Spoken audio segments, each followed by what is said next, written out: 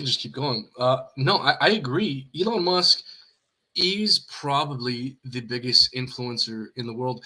And if we start to think about all these influencers, they're all extremely self-aware. Like it's all a plan. If you look at Richard Hart, Elon Musk, even someone controversial like Andrew Tate, they all are all extremely self-aware of what they're doing. And yeah, man, like I guess it kind of would take a figure like Elon Musk to to get Dogecoin to be adopted. Yeah, so folks, for those of you tuning in, we were just talking about how we're pivoting towards Dogecoin. Paul's chain and I am's kind of cool and all, but me and KG are just kind of, we've come to the conclusion in the last 30 seconds behind the scenes here that Dogecoins is really where it's at. So yeah, would you concur? Do you want to let the people know that this is kind of the conclusion we've come to? We're joking.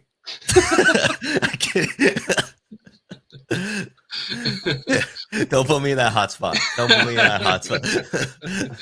I'm kidding, folks. Do not take that seriously. But yeah, man. No, look, it's great to have you. For those of you who don't know, we have KG from Internet Money and Internet Money Wallet Dividend. Is it WD? Is it Internet Money Wallet Dividend? How should people refer to it? Internet Money Wallet Dividend is the long form. Yeah. But the ticker is WD. All right. Okay. Yeah. WD is probably a better way of going about things. And also for the audience as well, I'm pretty sure KG has been out for, 75 hours at this point? At least. Yeah. So if, I'll forgive you if we have to repeat a question or two here. But look, man, thanks a lot for coming on the channel. In all seriousness, there's a lot of important stuff to discuss. There's been a lot of ongoings with Internet Money Wallet, Internet Money Wallet Dividend. You got your beta out. There's a sacrifice phase incoming. Lots and lots and lots of stuff to talk about. Now, I know I've had you on the channel before, but perhaps for people just tuning in, if you can give us a brief summary of what IAM and WD is all about, that'd be great. Sure. And first of all, truly thanks for having me on today.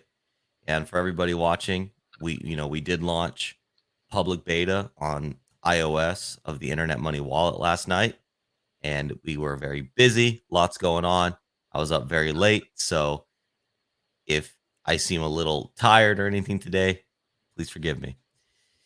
But the basis of what we're building, the foundation, is the Internet Money Wallet, which is a multi-chain EVM wallet like Metamask. That's another example. We're not forking Metamask. All of our code is from the ground up, but Metamask is the closest example to what we're building. Now, there's obviously a few differences, and one of those differences is we are a tokenized wallet.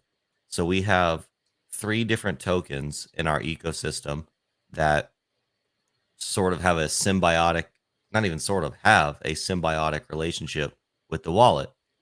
And, I can go high level, but we can deep dive as deep as anybody wants to go.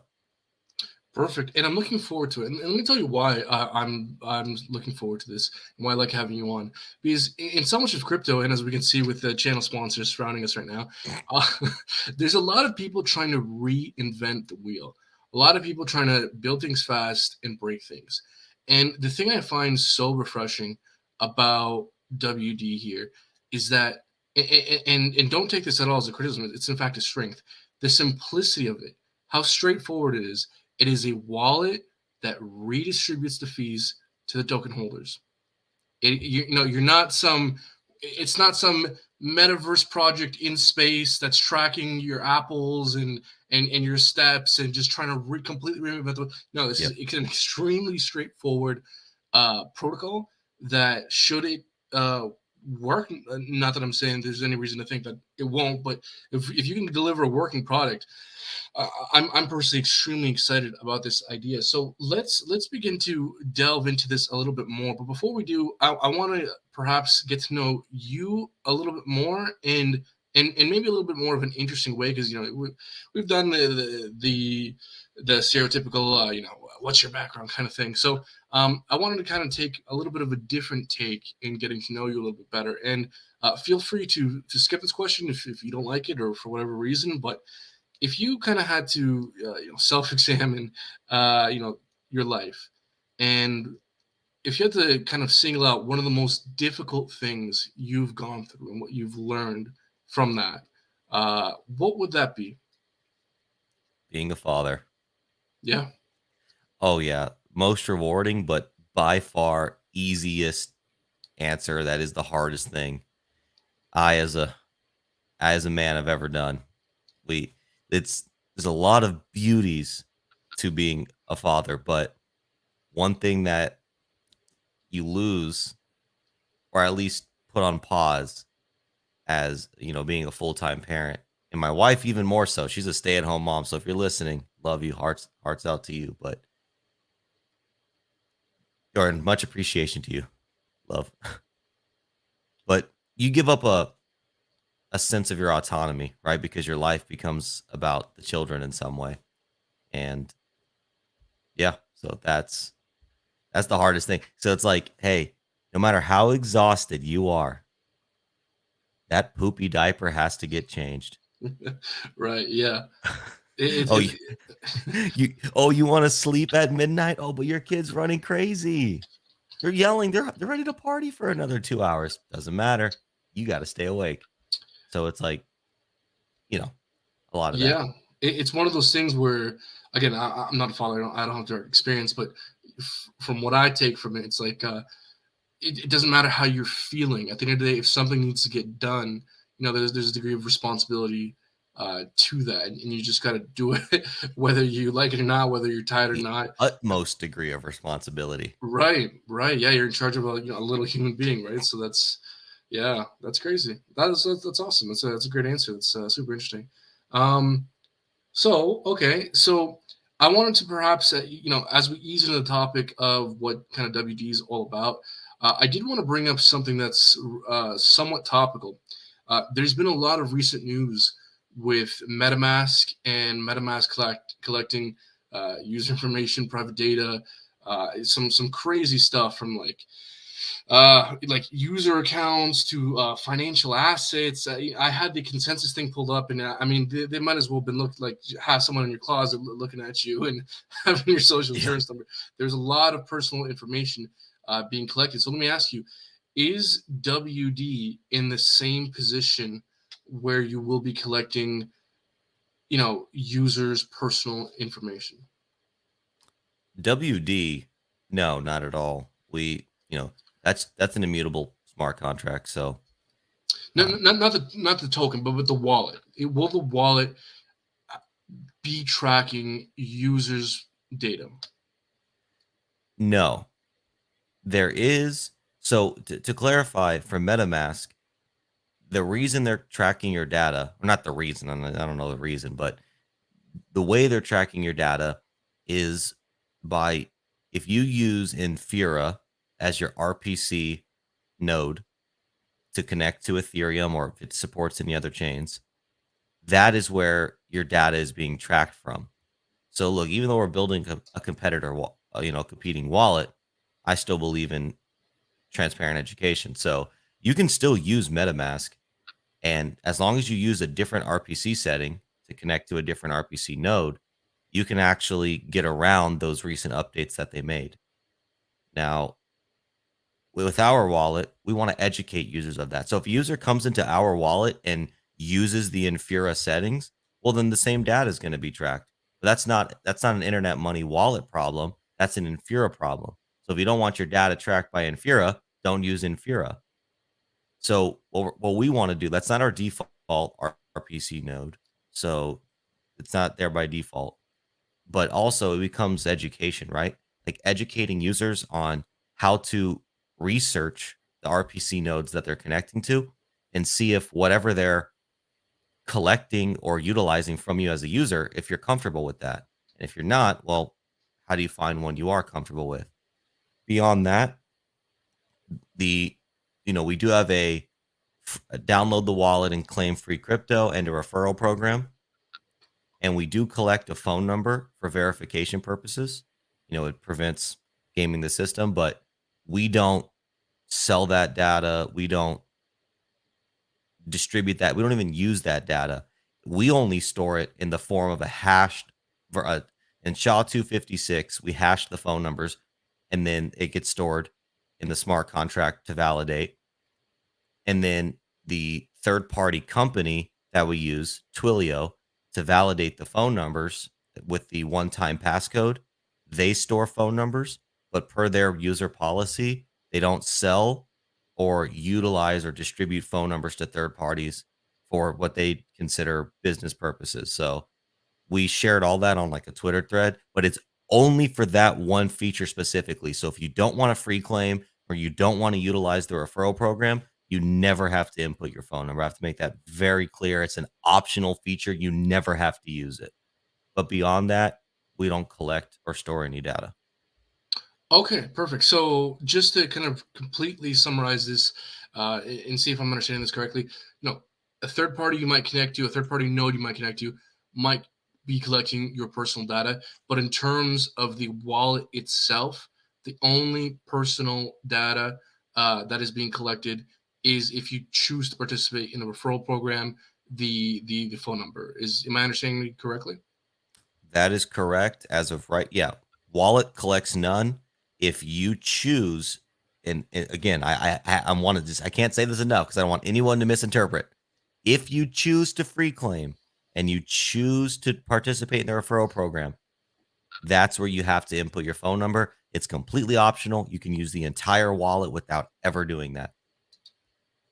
Perfect. And I see a comment here by Dan Montoya saying, in our resources tab under helpful links, you will see Ethereum RPC nodes and link to whichever one you like. Now, I'd like to maybe delve further into kind of exactly how wallets work, but maybe we can do that a little bit later on because we did touch on the beta. You do have the beta version now out.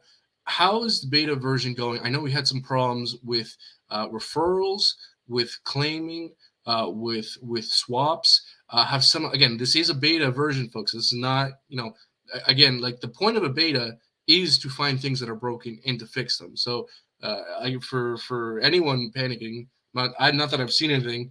Again, this is kind of the point of a beta is to find things that are broken. Have those things begun to be been addressed? Are they addressed already?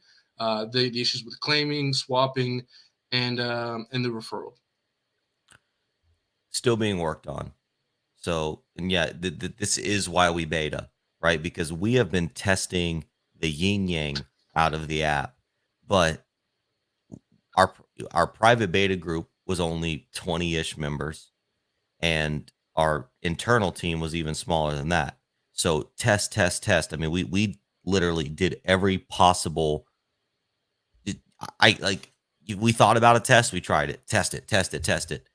Well, when you push it, I just checked again. It's been about it's been less than 24 hours. We already have 1,800 downloads, and people. So we only pushed it on iOS. Well, well, and it technically exists on Chrome and Android, and we're not pushing that yet, those links yet, because well, they're like a much older build of the wallet, and so we're waiting for this app stores to accept the new build. Well, people even found those last night and were downloaded. So we got like thousands and thousands of downloads last night, less than 24 hours.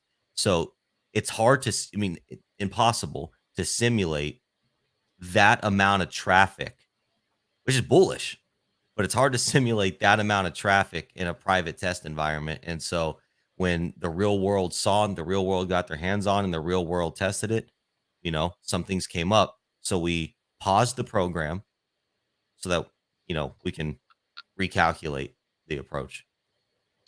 Okay, so the beta version is currently paused then. No, the beta version is live. You can still download the beta version, but the free claim and the referrals are paused for now.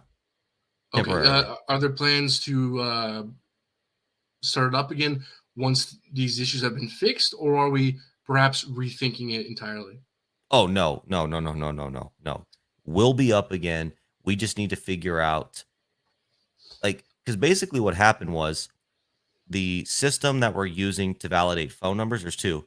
System we're using to validate phone numbers, and the system that we're using to, it's called a relayer, and it's actually another smart contract.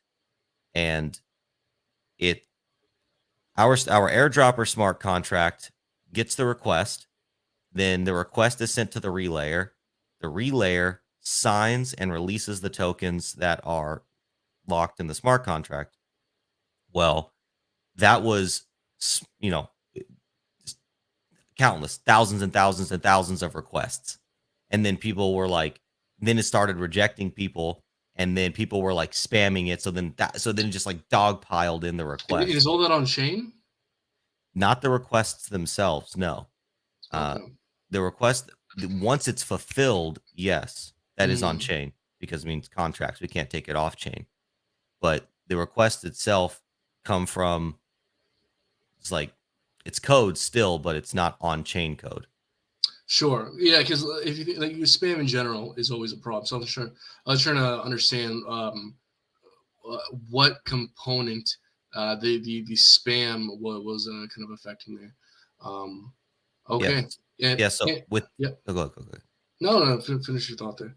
Yeah. So the, there's two layers, and we set the settings lower because, well, it proved itself to work. So we had some defenses in play, and the defenses held up. Yes, people found a way to come in and vampire attack us, if you will, but our defenses held up, right? The program's not wrecked. The, all the internet money that we've allocated, all the BNB we've allocated to the program, it is fine. So, they got some, but we were able, our defenses kicked in, they activated, they did what they were supposed to do. But on the relayer protocol, there was a request of 120 requests per hour. So when that shut down, when that kicked in, it started denying transactions.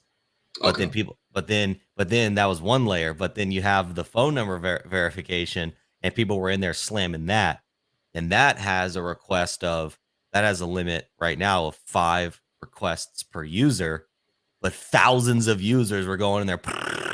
So, Let me tell you why I think you describing this is very helpful, because we always hear code is hard, but it's good to hear a real world example of exactly why code is hard, right? This is a real world example.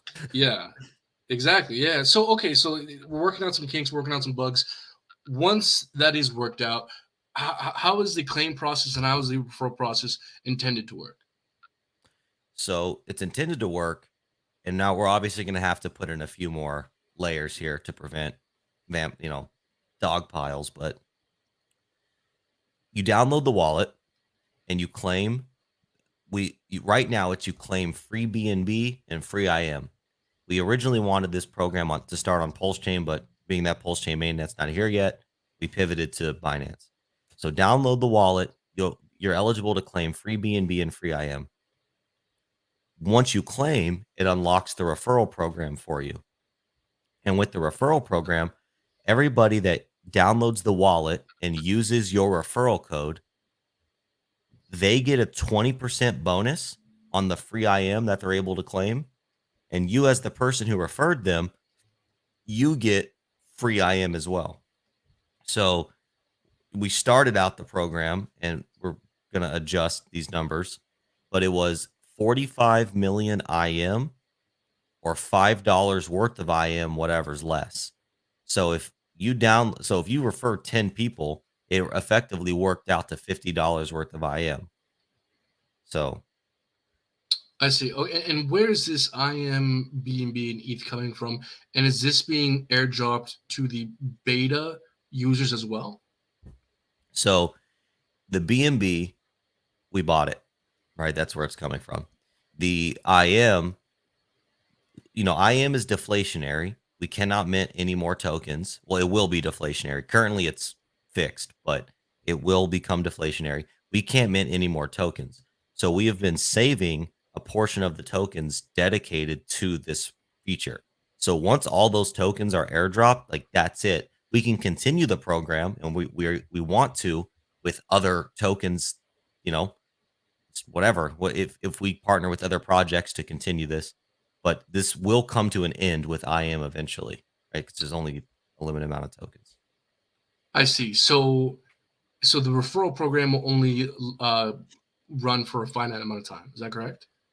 The referral program, probably not, but the referral program with IM, yes. But there's like we have the technology, right? We created the technology, so it's like, okay, I'm just going to use examples, right? Maybe we continue this program with Hex and PulseX.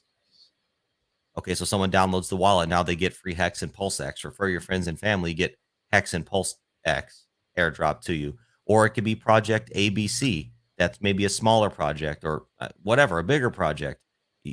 We can just take this, and as long as whatever project we partner with, or we buy the tokens, whatever the reality is, there's an allocation of tokens dedicated for this purpose. So there's a reality where somebody could download the wallet or refer somebody and get 10 different tokens. You literally Yeah. download the wallet and get Yeah. $100 just for Right. downloading. Yeah. And So so this kind of ties into a question I had later, which was this was asked by a community member. In fact, I'm not sure if it was on my Discord, it was on the YouTube channel, but I did get a question saying, "Oh, did I did I lose a question?" Essentially, I could summarize it. What, if any, marketing plans do you have, and how do you plan on differentiating yourself from kind of the rest of the market and other wallets out there? sure. So for the marketing plan, you have your base level marketing. That is, and not by base level, I still mean very effective, tried and true. It would be a better framing. So your tried and true marketing, which is strong SEO on your website. Don't over, not just you, but whoever, don't overlook SEO, right? SEO is how you type in what is Ethereum, for example, and the Internet Money website comes up. That's SEO. So optimizing our SEO to be as powerful as possible. We're going to have a blogs section on the website, which it's already being built. So leveraging that, leveraging our resources to make our website relevant as an authority for education. What's up, Full Nelson? Leveraging our website as an authority for education and yeah, education. I'm trying to think of another word, but like people can utilize the website to educate themselves. And that will drive traffic. So, and then also, maybe we introduce a future of like cookies on the website and like, oh, hey, you went here. Maybe we with ad retargeting, right? If people are opting into that, hey, you're a crypto guy. Hey, all the tried and true stuff. But then where it gets creative and where you have to differentiate your marketing standard is utilizing one thing we want to utilize is influencers and tutorials. Okay. Everybody uses influencers, but you cannot sleep on the power of the tutorial. Here's why. Everybody in the crypto space that's listening to this video right now, there's a 99% chance you've YouTubed a video, how to do something in the crypto space. There's a 99% chance that video contained MetaMask at least one time. MetaMask blew up because it was a tool that people were talking about and using to do things. And they were saying in all their videos, how to do it, I use MetaMask. Okay, so leveraging tutorials, that's another big part of our thing. Then there's also, of course, your banner ads and your just general normal marketing. But then here's where it gets crazy. Okay, here's where when people ask the marketing question, you can't even answer it to its fullest extent. Not because we don't want to, but because things just happen that present themselves as a unique marketing opportunity. Example, I was watching a YouTube video with my sons, and there's this guy who does like game, like walkthroughs, and he's all funny about it, right? His name's Special Ed, and he's a pretty hilarious dude, honestly. But watching his videos, he gets millions of views. Okay. Here's where our referral program is another point that no other wallet has, and the free crypto giveaways. That in and of itself is a major, major marketing thing. And here's why. So first of all, last night in our public beta, we got thousands of downloads, right? Day one, public beta version 1, thousands of downloads because of this because of the free giveaway program. Imagine guys like Special Ed. We partner up with them. Use referral code Special Ed. Millions of viewers over and over and over again seeing the wallet. Just the financial incentive is already a marketing ingenuity in and of itself. And then I know, go ahead. No. If you had something else you want to tag on there, feel free. But you touched on a couple things there. One thing I'd like to bring up as well. I'm pretty sure, and you might know better than me, you probably do, that you were the first to market with this concept. I'm not aware of any other wallet that's planning on redistributing fees to the token holders such as this. I mean, are you aware of another? Is there any competition currently? No, that's actually one other thing I was going to say was we are the because now that was the marketing side, but then getting into, differentiating ourselves as a wallet, we are the first. Sorry, I got distracted by a comment. We are the first tokenized crypto wallet in the space. You're right. I do not know of any other wallet redistributing 100% of fees that the wallet generates. So, and I know why they might not want to as well, because MetaMask, I wish I had the numbers in front of me, but they're making some ungodly amount in fees. And if you're even able to capture a fraction of what they are, I can imagine this being successful. As well, another point you brought up too with the tutorials, that kind of content is what YouTubers like to call evergreen content. That's something yes, people can watch a year from now, 4 years from now, 5 years from now. Because the thing about streams like this, they're great for delving into the nuances and the details. But people don't watch live streams as much a year or so later, right? So there's pros and cons to those different kinds of content, but tutorials are definitely evergreen content as well. So yeah, man, a lot of interesting stuff. It's funny we're talking about all this marketing stuff, but we've yet to really delve into kind of what WD is about, the sacrifice, and even the tokenomics. So why don't we begin to talk about some of that stuff? So how does the wallet work, and what are the tokenomics, and what is the sacrifice all about? the tokenomics. So we have 3 tokens. We have IM, internet money, IM, which is our deflationary peer-to-peer digital cash, which is, giving the free giveaways. We're aiming to make that our spending token, right? Adopted for goods and services. We can dive a little deeper there, but for the sacrifice, and again, we just did a major overhaul of the site. I see you pulling it up. We're still working on it. It's going to be much more information rich, and this is still version 1 of the new site. But for the sacrifice, this is actually our second sacrifice. The first sacrifice was for WD on Pulse Chain, which was to earn the passive income in the form of Pulse. So for those that don't know, by holding WD, you receive 100% of the fees that the wallet generates. And WD is chain specific. So if I hold WD on Pulse Chain, I earn passive income in the form of Pulse. If I hold WD on Ethereum, I earn passive income in the form of Ethereum. So whatever chain you hold WD on, you earn that blockchain's native coin. So the first sacrifice was for WD on Pulse Chain and Pulse Chain only. That is done. And that code's actually done. We've launched it on Pulse Chain testnet. What we want to in the next few days actually airdrop the testnet WD to the sacrifice set. And so you'll be able to test within the wallet earning passive. You'll be able to see it play out. So the code's done. It has not been security audited yet, which it will, but it's done. It's there. It's working. It's operating. The second sacrifice is for WD on Ethereum, WD on Binance, which is for the passive income of those 2 chains. And then we are introducing a new token called FWD. And all FWD does, it exists only on Ethereum. And by holding it on Ethereum, you get a 1-to-1 airdrop of WD on all future EVM chains. So you get 3 tokens for the sacrifice, but if you hold that FWD token, it stands for future wallet dividend, you're just going to continue to get airdrops. So just passive income on all these other chains. So if you never sell your FWD token, it's one sacrifice for all other EVM chains.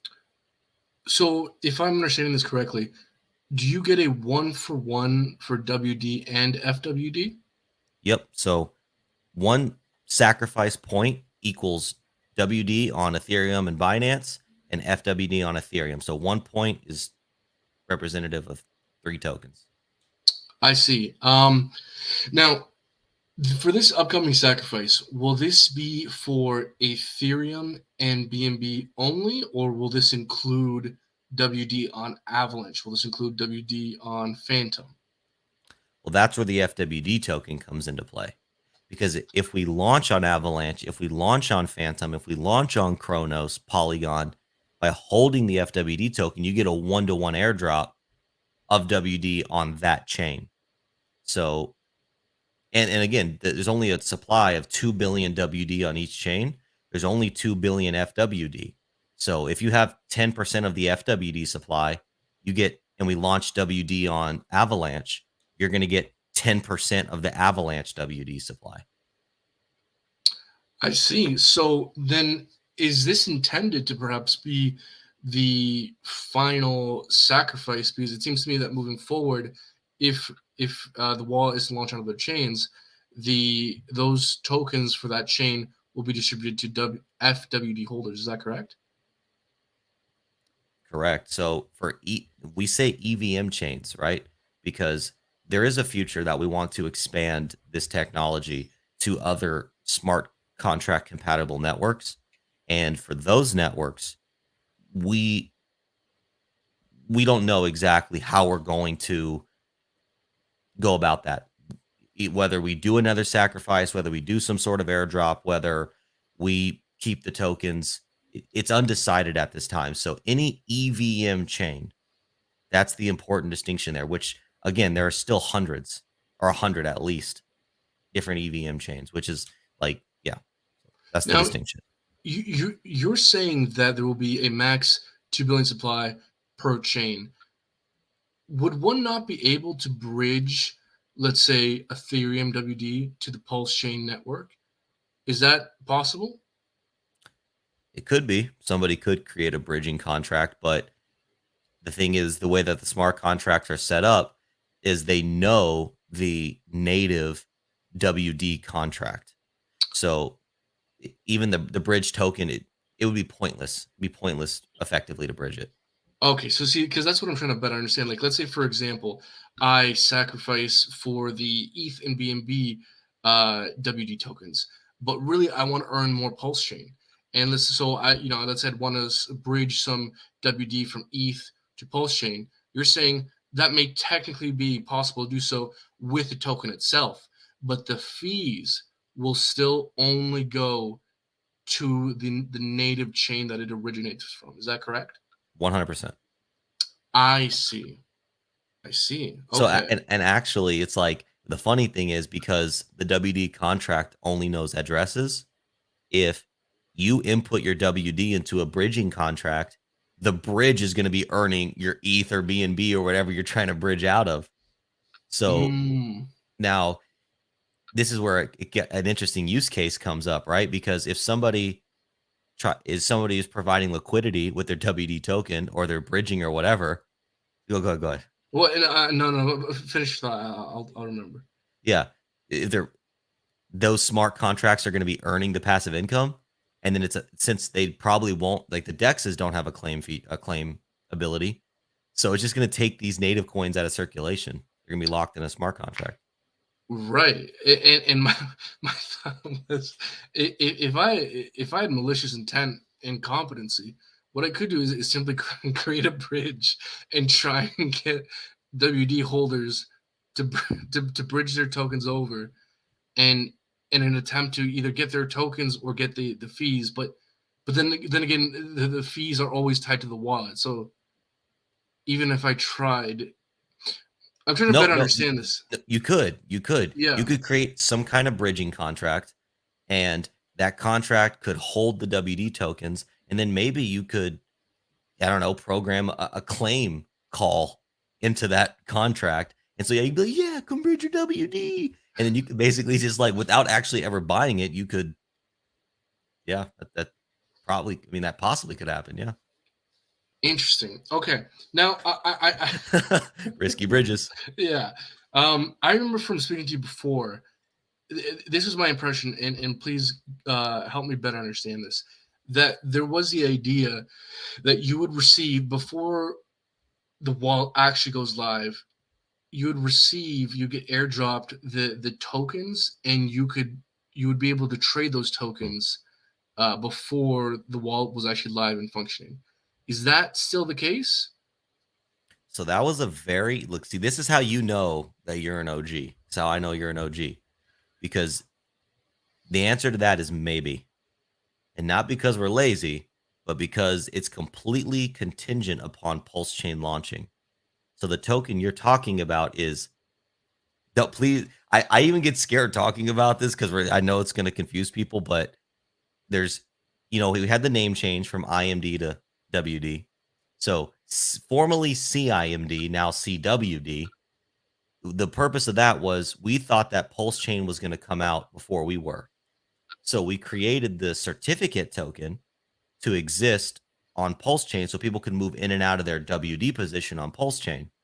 Well, if we launch before Pulse Chain and we're ready to go, literally ready to hit the button when Pulse Chain comes out, there's no point to have the certificate token because we would just drop the official WD token. Right. This is unfortunate because I wanted to scoop up some more of the certificate token.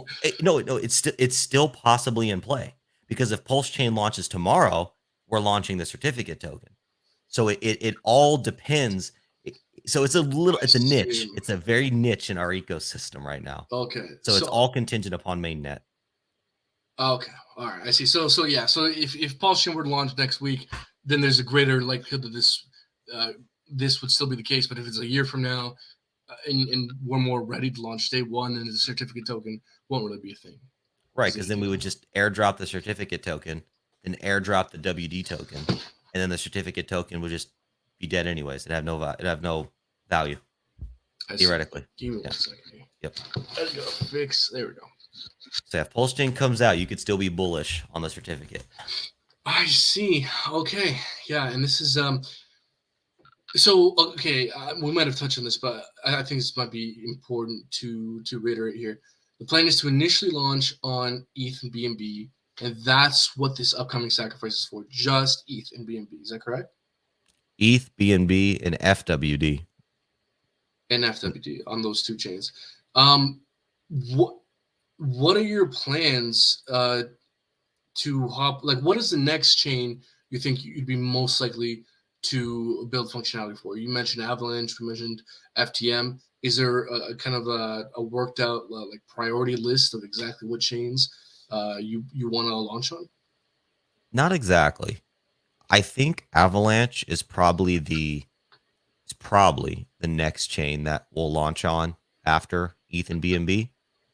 And the thing is it's not just launching the contract, the WD contract. There is more functionality that has to go into it. So our wallet uses we created a DEX router contract, and the DEX router contract is where the fee for the wallet is actually charged and then sent over to the WD contract. So in order to launch WD on a new chain, we also have to build out the DEX aggregator on the new chain as well.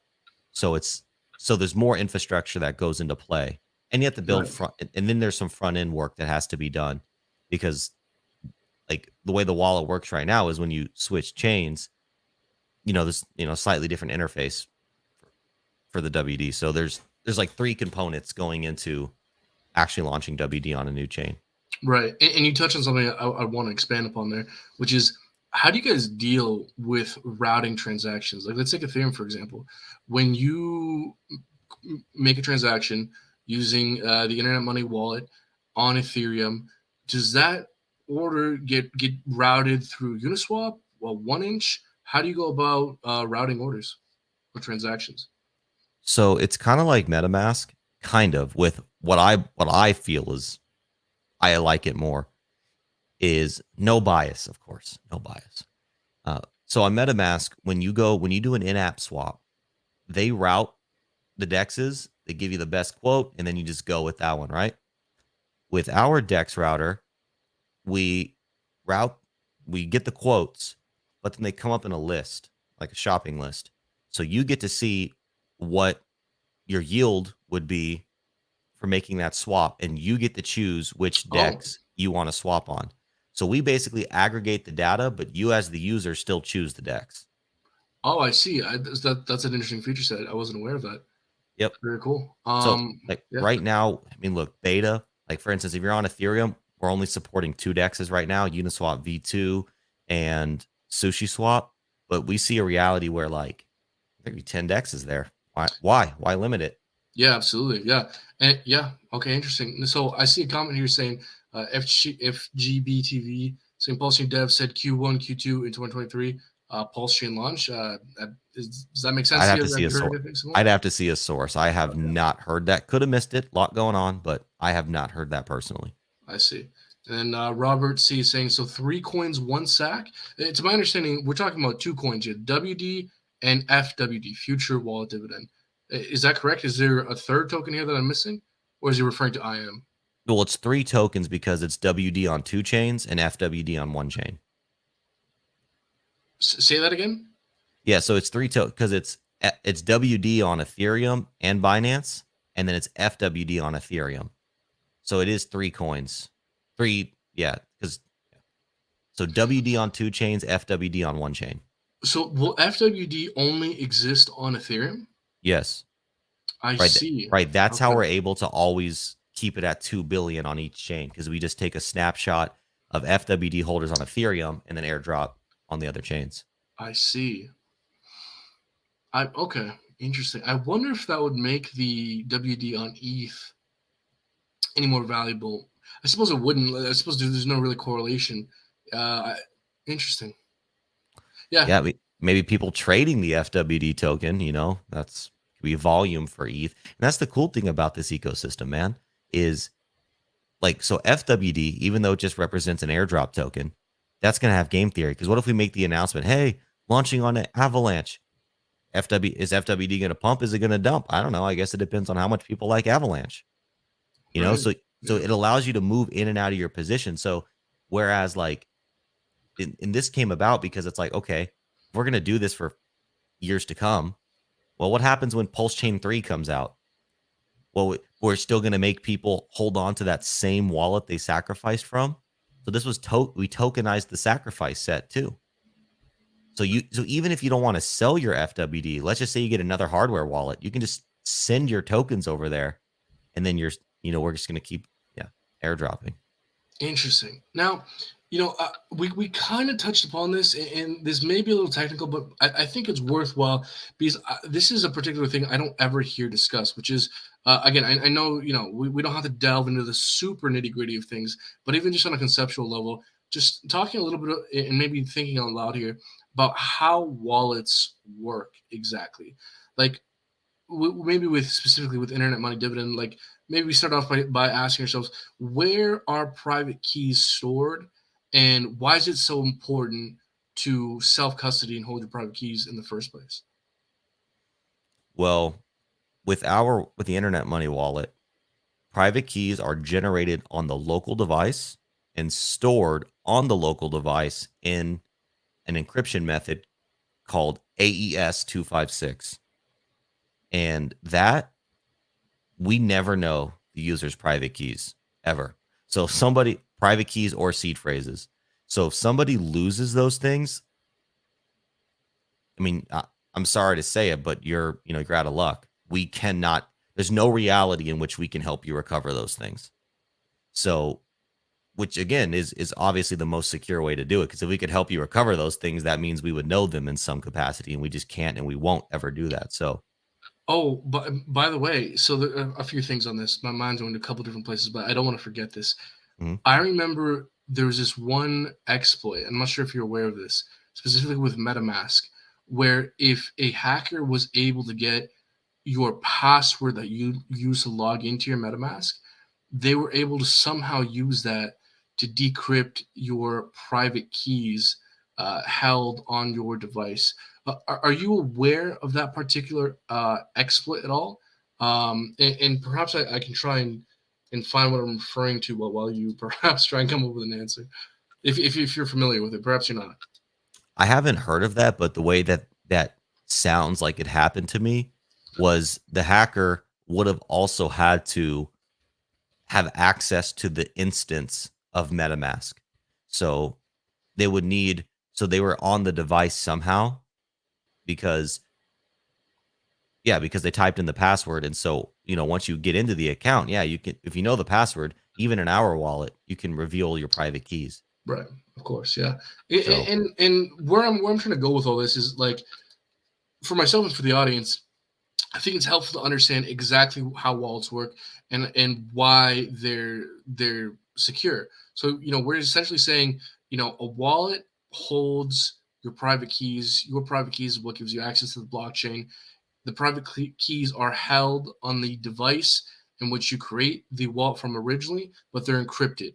And the key to that encryption is your password or is your private key? password. Your password. There you go. And that's essentially why wallets can be trusted, is because the private keys are ultimately what gives you access to your crypto on the chain. That's encrypted, and your password gives you access to that. Exactly. And I don't know if MetaMask has this feature, but we do. You're able to change your password and your passcode as well. So if you feel like your password or passcode was compromised, you can change that.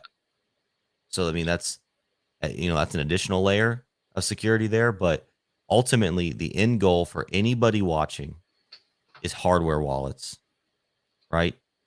No matter how secure we are, you can't, with the software wallet like we're building, beat the security of a hardware wallet. And we're not afraid to say that. And we're not afraid to educate our users on hardware wallet security because we believe in it. So we want to make that process of understanding it, connecting hardware wallets to our wallet, buying hardware wallets. We want to make the process of doing that easier because there's like 9 out of 10 wallet hacks in crypto aren't these crazy stories of SIM swapping or Bluetooth stealing or wrench attacking or just these weird, crazy things you hear about. That's just, it's just like, thought experiments. Yes, they happen, but 9 out of 10, it doesn't. 9 out of 10 people get hacked or rinsed in crypto because either A, they actually give somebody their seed phrase or private keys because they don't know better, or B, they connect to a malicious app that steals it from them. So if you can so the biggest security tool is actually education, in my opinion. Getting Now, people to understand what they're doing and how to protect themselves. and you know what? This is honestly a big hurdle that I think all of us within the crypto community have, which is I think we have a long road ahead of us in terms of education. Because if you look at the world of traditional finance, the stock market, when you buy a stock, who holds your stock? Robinhood or some obscure third party company that you've never heard of? If you're investing in real estate, who really owns the real estate? It's the owner of the mortgage, it's the bank. Yep. All throughout traditional finance, everyone is used to having some obscure third party truly hold the rights to whatever asset you kind of think you own. But in crypto, one of the whole reasons why this stuff has any kind of value in the first place is because you hold your assets. You are actually the only person, if you're doing things right, who Yep. can move and have access to these digital assets. And so, that's honestly a learning curve.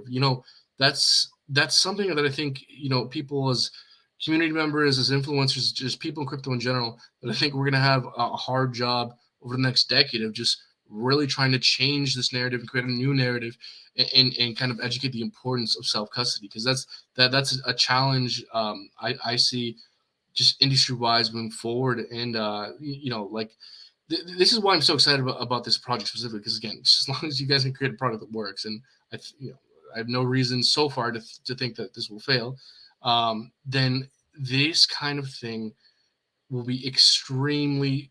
This is something that's actually extremely beneficial towards people, helping people secure their private keys, put their assets in their own hands, in their own control, and also benefit from fee redistribution as well. This is what true DeFi is all about. Exactly. This is, again, not trying to rebuild the wheel. We're not tracking fruits in an NFT metaverse. Like, this is something very tangible, very down to earth. And so again, I'm super excited to see how this develops moving forward, but also just in terms of like this point of education. Is this something that you guys think about quite a bit, and how do you think we should deal with this point as an industry? How can we better communicate the importance of self-custody? Well, first of all, I agree with the message you just said. Yes, great message. Second of all, the education aspect, well, it needs to be more accessible, I think, number one. And one thing that we're doing to help with the accessibility is right from our website and right from within the app as well. We have a resources tab. And this resources tab, we have official links, right? So we're putting the real Uniswap, the real PulseX, the real Internet Money website, right? So we vet, we know it's real, we test things. And yeah, okay, sure, there's a layer of trust there, but it's at least an educated layer of trust. Now, it's funny because even in our education, you have to educate people on how to educate themselves. So that is a hard thing to accomplish because first the person has to have the desire to want to educate themselves, but you really have to make it simple. We live in a fast-paced just society, and so it has to be tangible, palatable. You can't go off on these articles that take 10 minutes to read and use a bunch of words that people don't use. No one's going to read it. You're not going to, you didn't do anything. You helped your SEO, good job, but you didn't actually you didn't actually educate anybody. So finding the balance of making it real, meaty education, making it accessible, and also making it palatable. And yeah, and I believe we are good at that, and we enjoy doing that. Part of why we built the wallet was to give people a safe set of tools that was easy to work with. So, we pride ourselves and are inspired to educate. Absolutely, and also there's much value to creating a product that people want to refer, to spread the word. Like a wallet that redistributes fees. Any token, regardless of an influencer, that you have reason as just an individual person to, hey, check out Internet Money Wallet instead of MetaMask because there's a superior feature set here. So that's something great that we're building. And also, in terms of just educating people, you touched on this before. Maybe we can briefly talk about this. We don't have to delve too much into the weeds, but why is it exactly that a hardware wallet is superior to a software wallet? And again, there will be the capability to attach a hardware wallet to the Internet Money Wallet as well. But yeah, could you explain why a hardware wallet is ultimately superior? Sure. It's because the private keys, or the seed phrase, right? Then which in turn the private keys. The seed phrase is generated on the hardware wallet itself and stored on the hardware wallet itself. So that device never connects to the internet. It never sends data to people, right? You physically have to plug it in, or there's Bluetooth methods now, which, yes, there's a few more security risks there, but for the plug-in one, it sends the request directly to the device, and the device, you have to accept the request. So even if you connect to a malicious dApp, and I don't even know if it's possible, I believe it's not possible, the dApp isn't going to steal your keys because it cannot retrieve them off of the hardware wallet because they're stored there. So maybe there's a sophisticated dApp. I'm not saying it's 100% foolproof. Nothing is, probably.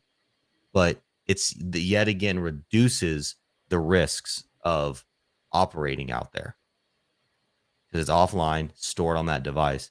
Oh, what happens if I lose the device and the device gets broken?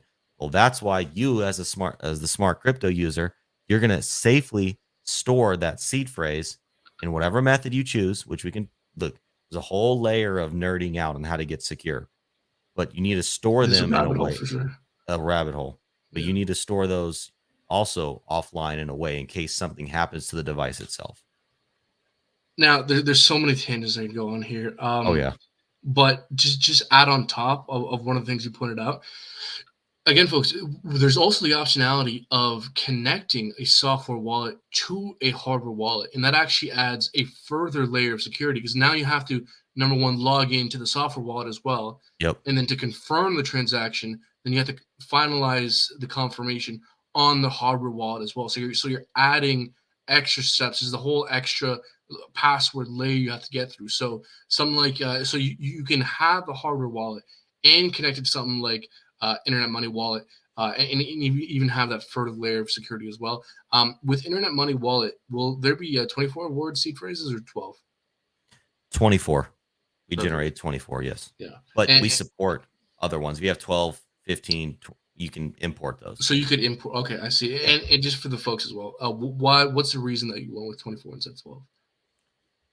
It's just another layer of security. I mean, it's not the ultimate layer. Again, there's degrees to all of this stuff, but it's an additional layer because there's a term called, and I believe it applies here, right? Philosophically, people could maybe disagree, but there's a term called entropy that basically the more random something is and the more possibilities of an outcome there is to achieve that thing, the more entropy something has. And the more entropy something has, usually it means it's more secure, right? So with 12 words, there's a greater chance that somebody can guess your words. How much greater? To be TBD, to be determined. But it is just mathematically greater by nature of there being less possible outcomes with 12 than there is 24. And, So and, just, and it's also the order as well. So yeah, the difficulty exactly. exponentially increases. It could be all the same words, but word number 1 and 2 are different. Whole new seed. Yeah. Yeah. Yeah, for sure. So, okay, let's see. What else do I have here? In terms of future roadmap, what does the future of IMD look like? Any interesting features that ought to be coming down the road? Absolutely. And if you check out our sacrifice page, internetmoney.io/sacrifice, we actually have our roadmap on there. And it's very basic looking right now. Again, version 1 of the website, we're updating. And that's not even all of the features that we're going to work towards. We are reserving some for competitive advantage, but you can see some of the things we've accomplished here. He's sharing on screen, as well as the early game plan. So, like after version 1, a few key features, so this right here, 2023 initial importance. These are kind of the key features we want to focus on after we get security audited and launch version 1 of the wallet. So this is, and when you see discovery here, what that means in development terms is basically the research portion of that project. So you go in discovery, you see, what devs would be best for the job, what kind of devs do we really need? You scope out what, how long do we think it's going to take? You scope out the technical requirements as much as you can. Obviously, once you get into it, there's always things you find you didn't expect, but that's what discovery means. It's the research and preparation part. But big features that we want, like the two of the core features that we want to focus on after V1 is NFT integration, as well as mobile hardware wallet support. So those are kind of the two. And then you see the WD, the marketplace up there.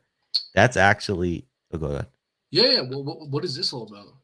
So this is something that, we're still working through theoretically, but we believe it's possible. And we believe it's possible because it's a technology that exists out there right now that's similar, called AirSwap. And look, I'm not endorsing AirSwap. Please be careful. I'm just saying the technology is similar, and so we know it should be possible. It's a peer-to-peer marketplace, not a DEX. So what you can do is you can make trades with people without having to put them into liquidity pools. You both fulfill.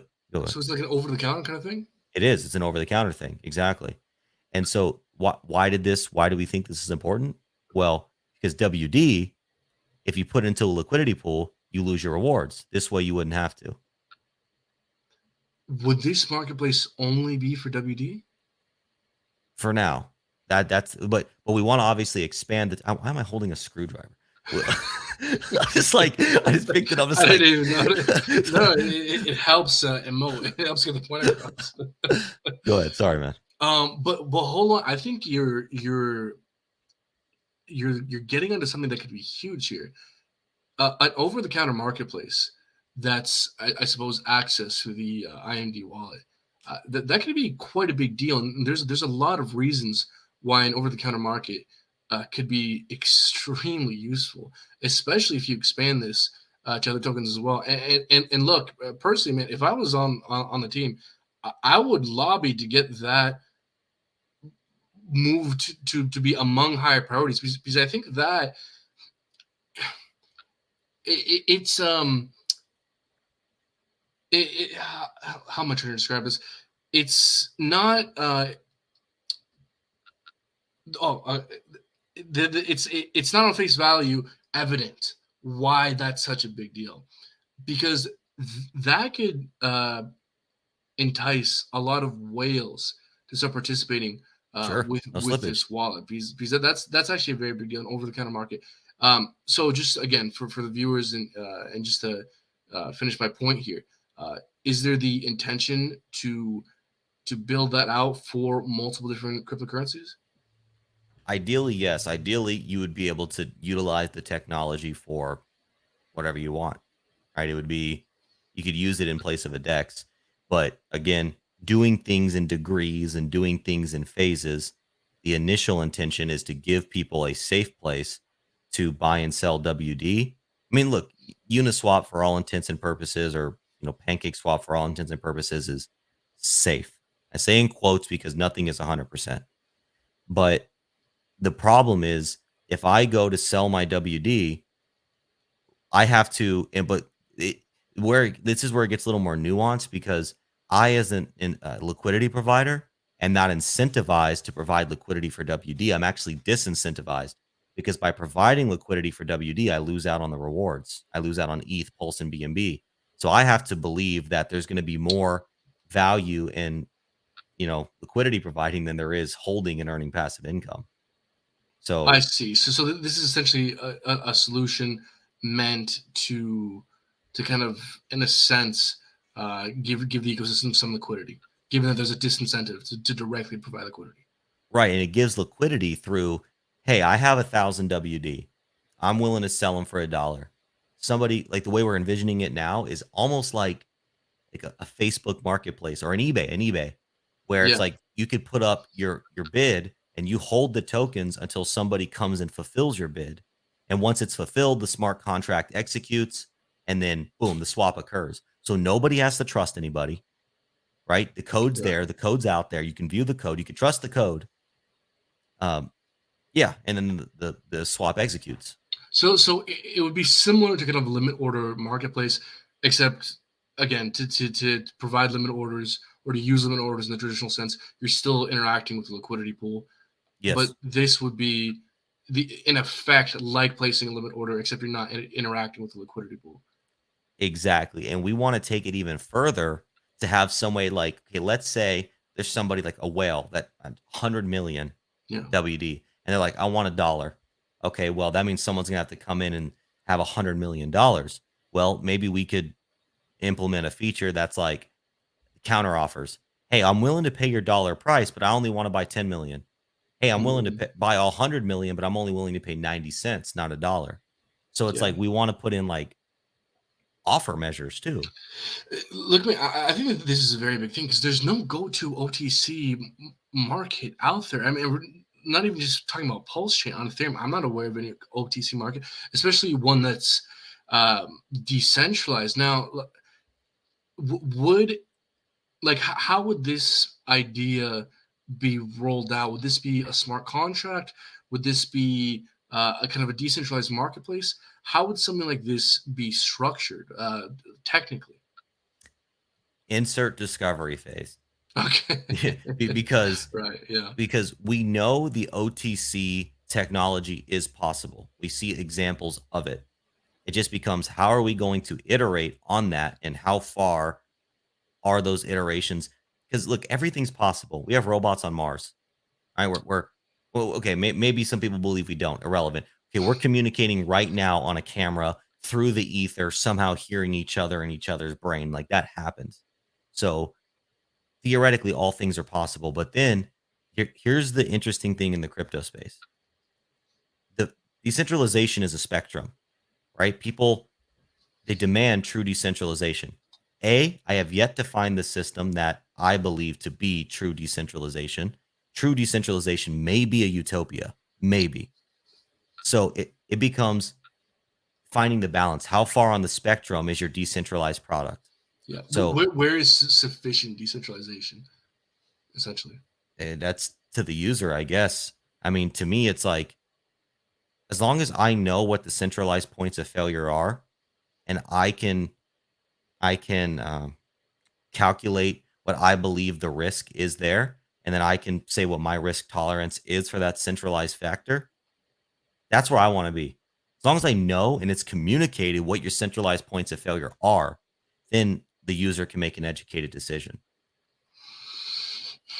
Right. Now, I want to ask you a question of maybe getting to know better your philosophy behind exactly what's intended with the internet money wallet. Because what I'm getting at here is, um, there's multiple different kinds of custody solutions out there, from multi-sig solutions where you can also incorporate uh, different mechanisms for if you want to kick one of the signers, and different stuff. Is internet money wallet intended to be a platform uh, that is perhaps more simple, just for the general public, or do you think there is a space for where, later down the road, internet money wallet could go on to start incorporating maybe some of these more complex custody solutions, multi sig? Do you have any intentions to go down that road later on, or are you more focused on creating something simple and easy to use for the masses? Both, actually.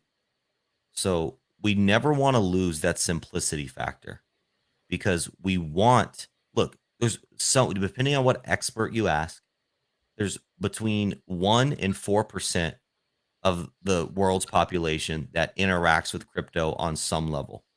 1 and 4%. So that leaves 99 to 96% of the entire world. What's arguably the one hurdle that keeps them all from coming over, or at least the main one, is approachability. Crypto is not approachable. Crypto is scary. Crypto is complicated. Crypto is for the nerds. If you're in crypto right now, you're a nerd. That's not an insult. I'm a nerd. That's fine. I wear it with pride. It's a reality. Yeah. It's a reality. It's for the nerds. So I don't think we can ever lose that simplicity factor, because that is going to be a key onboarding tool into our ecosystem, is that we are the easiest and most user friendly. But when you start to get into these complex features, you start to have to kind of make like UI compromises, right? Like user interface compromises. So what we're thinking about doing, because we want advanced features, we want multi-sig, we want, dollar cost averaging solutions, we want limit order solutions, we want all these things. We're thinking about having an expert mode still within the same app, but like the user can turn it on. So it's like the UI is clean and basic and simple for the people that just want that. But you go into the settings, and if a user is already advanced enough to do all this other stuff, they'll be advanced enough to go into settings and change expert mode. Or maybe it's an add-on, maybe it's another app, or maybe it's like basically, who knows? But yes, to ultimately answer your question, yes, we care about our expert users, and we'll implement things for them. Okay. All right. That's good to hear. Now, I want to ask the single most important question, and I'm kind of embarrassed I haven't asked this yet, which is, when merch? So we actually have a merch store that we're building on the back end right now. Yeah. Yeah. Oh, can you see coming soon? Right. Yeah. So yeah, when merch, focusing on the wallet right now. How dare So you? yeah, I'm sorry. I know, man. I know that T-shirt's important, but we will Yeah. have a merch store. You know, we want. Okay. I want that big IM logo. Oh, like, oh, this is Shield, by the Yeah. way. I want that big Yeah. IM logo on a hoodie. You know. Yeah. I was about to say, did you start to sell the shield? No, that's a one of a kind. That's That's one of a not. kind. But how do you even go about? Is that metal? Like, what is that? Oh yeah. So actually, there's a community member. His name is Shield Masters, and he like fell off the face of the earth. So I hope he's okay. I haven't heard from him since literally like a week after I got the shield from him. It's been like months. I haven't heard a word. He hasn't tweeted nothing. He's like, he's just gone. But anyways, Shieldmasters with the Z.com. He makes like the pulse chain shields you see, the hex shields you see. I reached out to him and he created it. We collaborated, made an internet money shield. And he was going to put it on the website. But again, he's just been MIA. So it was supposed to be on his website for purchase. But right now, it's the only one that exists. It's a one-on-one. It's Maybe a you can one on one sell, right sell now. as an NFT, I guess. Yeah, true NFT right there. True NFT. Okay, so look, guys, if you like what's been going on here, if you want to participate in this community, this ecosystem, we have a sacrifice incoming. Do you want to share the details of what you're sacrificing for, what the sacrifice, when it is, and just kind of just let people know what the sacrifice is all about in general. Sure. Best place to deep dive is internetmoney.io/sacrifice. And really, it's look, our political statement is freedom of time. You're sacrificing for the freedom of time. We believe that time is an inalienable human right, and all humans are entitled to their time. So we've created tools that we believe will help our fellow human free their time. If you choose to sacrifice, look, and I get the implications of this, but this is the reality of the situation. There's 3 tokens involved. There's the earning passive income token on Ethereum and Binance, and a third token that will allow you to get airdrops of all future passive income earning tokens. And the sacrifice, what's today's date? The 20th. 6. Sacrifice starts in 3 days. There is a countdown timer on the website that tracks it down to the second. So sacrifice live in 3 days. 3 days. And how long will the sacrifice be going for? Are you going to do a capped raise? Will there be kind of a pool A, pool B kind of thing? How does that work? If you participated in the first, same game theory, same structure as the first, pool A, pool B, and pool A is capped, which is the better rate. And then pool B is not capped, which is the not the worst rate. But pool A is actually really cool. It's the first sacrifice that introduced this game theory. There's no dilution in pool A. There's the opposite of dilution. The more people that participate, you actually get more bonuses. So it incentivizes more people to come in. And it will last. It can last as long as 30 days if the pools don't fill. But if pool A fills, the sacrifice only goes for 5 days after that.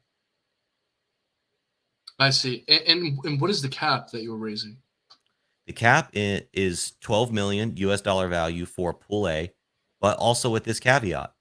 If you participated in the first sacrifice, you get a 1-to-1 dollar credit in the second sacrifice, which the first sacrifice was about 1.6 million. So regardless if you were in pool A or pool B, doesn't matter. It's a $1 credit in the new sacrifice. So it's a total of actually 10.4 million in pool A because 1.6 is already credited to the first sacrifice. Now, help me understand this better. Since you're raising a larger amount, is that going to change the supply at all, or are you simply being given less points per dollar on this new sack? That, yes, less points per dollar, but more tokens. So in the first sacrifice, the base rate was 1,000 points per dollar. In this sacrifice, the base rate before any bonuses is 100 points per dollar. So theoretically, if you believe we're going to launch on 10 chains, I believe we are, that basically becomes 1,000 points per dollar after the 10 chain threshold, right? Because you got 10 tokens at that time. See what I'm saying? I see. So you got more points on one chain in the first sacrifice, but you're getting less points on more chains in this sacrifice. Okay, I see. Okay, that makes sense. And again, folks, if you're interested, the sack phase will begin in 3 days, 5 hours, and 40 minutes at the time of recording. Make sure you're paying attention to that date because the last time the sacrifice happened. I believe it was filled up in what, 8 hours? Like, what was it? It was definitely like half a day or something. An hour and 54 minutes. An hour and 54 minutes. Right. Okay. So then presumably this one will maybe take maybe 10 hours. So point is, folks, be paying attention in 3 days to what's going on here. Yeah, folks, look, like and subscribe. Follow KG on Twitter. Where can people best find you and best track all this? The very best place, go to internetmoney.io to get all of our social links. But our Telegram chat is the best place to engage with us. It's at internetmoney.io on Telegram. We're very active there. We have admins all over the world that are up pretty much 24 hours of the day. So you can almost always get your questions answered. Telegram, internetmoney.io. And is there any kind of timeline? Again, if you can't give specifics, I understand, but is there anything close to a timeline to when we might be launching on Ethereum on Binance? Yeah, we know a timeline in terms of milestones. So public beta is now. Oh, actually, yes, the public beta is out there on iOS. Didn't even talk about that. You can download it from our website. And so it's public beta. Then it's revisions of public beta, like, hey, we found this bug, we found whatever. Then it's security audit process. Then, they're going to give us feedback, correcting that feedback, then version 1, or re-security audit, then version 1. So, and then in version 1 is when we'll launch WD on Binance and Ethereum and Pulse Chain if Pulse Chain comes out first. But we're not launching those contracts until everything is security audited. So the rough timeline is by the end of Q1 of 2023, with emphasis trying to get it out, January, February. But still, in the meantime, the wallet is functional. You can still connect to EVM chains. It's just not security audited yet. So, yeah. Okay. Now, one thing I was brought up on a tweet, I don't want to forget this, was mentioned that you would be able to check your sacrifice balance for Pulse Chain, for PulseX on the either the beta or the full version. Is that still the case? Check your Pulse Chain. Yeah, the sacrifice balance that you would either somehow be able to import either the address you sacked from and be able to check your sack balance on the wallet. And I wasn't sure if that was the beta or the testnet. This was actually a tweet by the Internet Money Twitter account. I'm trying to find it as we speak. Does this sound familiar, or am I just making this up? Oh, I think you're talking about the recent tweet. Yeah, to track your portfolio price. So like one cool thing that we have in our wallet that other wallets don't have, like MetaMask doesn't have. So MetaMask relies on CoinMarketCap and CoinGecko for the price feeds in their wallet, whereas we do not. So we are actually pulling prices from PulseX right now. So if you have tokens, and again, I would not encourage anybody to import their private keys for their holdings or anything right now, because it is still beta, it's still being tested. But if you were to go on testnet and start buying and selling tokens, you're going to see. Oh, Uh-oh. We're losing KG. I'm here. Can you hear me? I can hear you. You're good. Can you hear me? Okay. Yep. Yeah. So you basically, we just have price feed aggregation is what we meant by that. You'll be able to see the prices of all your stuff. I see. Okay, yeah, and I got the tweet here saying in a few days you'll be able to track your Pulse Chain portfolio in the Internet Money wallet. Yep. I see. Okay, right on. Look, man, we've been going on for wow, like an hour and 20 minutes here. I don't want to keep you too long. At some point, I'm sure you need to get some sleep. But is there anything I missed that we should have spoken about? Is there anything you kind of want to let the people know about here before we begin to wrap things up? Sure. Overall, internetmoney.io is our website. Building the next evolution of EVM wallets. Yesterday we entered into public beta on iOS. You can download that link from the website.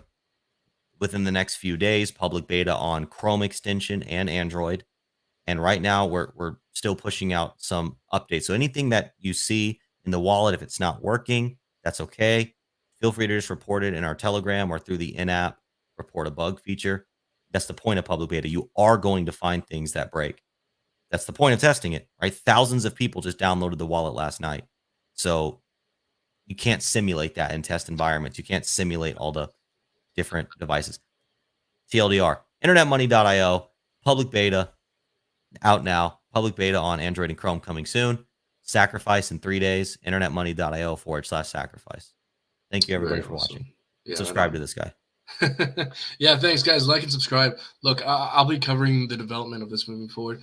And look, I just got to say it for myself. Look, guys, I'm not a financial advisor. It's not financial advice. I'm some random dude on the internet. There's plenty of risk when it comes to dabbling in crypto, investing in general. But I just got to say personally for myself, for me, this is what true DeFi is all about. This is still in the development phase. There's a large degree of uncertainty and risk here. But for me, this seems like an idea worth betting on. This seems to me to be something that ought to already be built out there.